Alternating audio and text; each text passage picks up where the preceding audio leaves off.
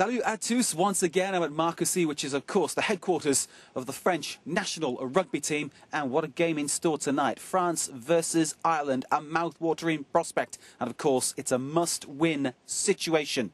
If they win, the French go forward into the next round. If they lose, well, in rugby terms it's a disaster, they're out. For Ireland, it's a slightly more complicated situation. They've got a get-out clause. Anyway, the French players, how do they handle this kind of pressure? And how do they handle the expectation of 60 million French people? Cédric Emmons has a smile on his face like many of his teammates. Back in the squad for the Ireland game, Captain Raphael Ibanez leads the way with his jokes. The convincing victory against Namibia has helped lift the cloud of pessimism and morosity over Marcoussis, though the players realise they only won against the weakest team of the tournament.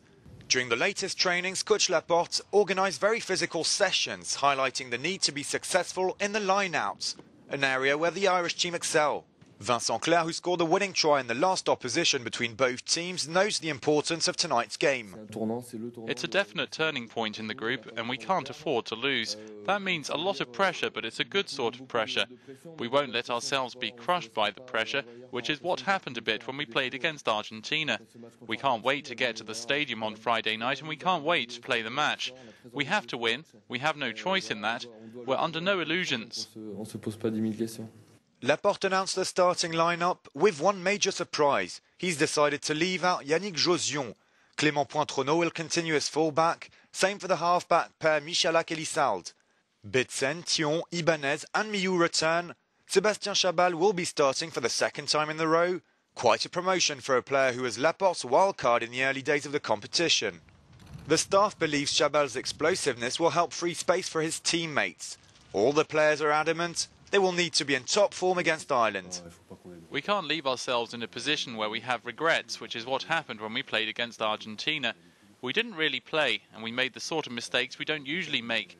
Of course it's possible we'll lose, but if we lose it has to be having played well.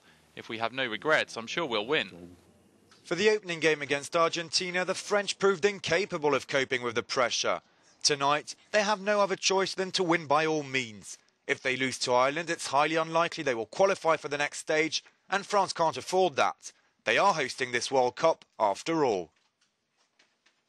Yes, any meeting between the French and the Irish always evokes lots and lots of memories. It's always a face-to-face to remember.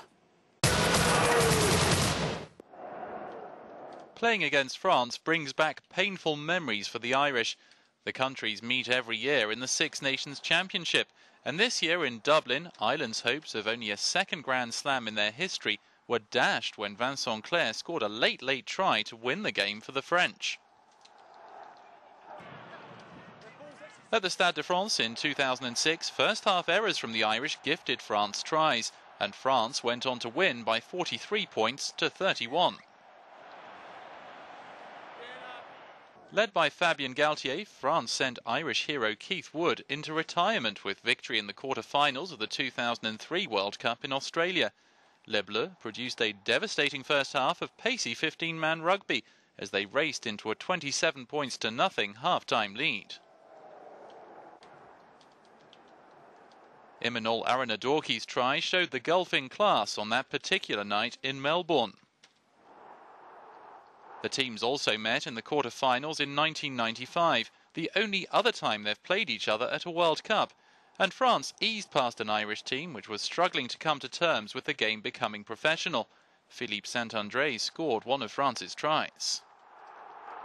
Ireland have caught up since, and their talisman remains Brian O'Driscoll. In the Six Nations Championship in 2000, as a fresh-faced 20-year-old, the gifted centre scored a hat-trick of tries to beat the French at the Stade de France, Ireland's first win in Paris for 28 years. For the Irish, where there's O'Driscoll, there's hope.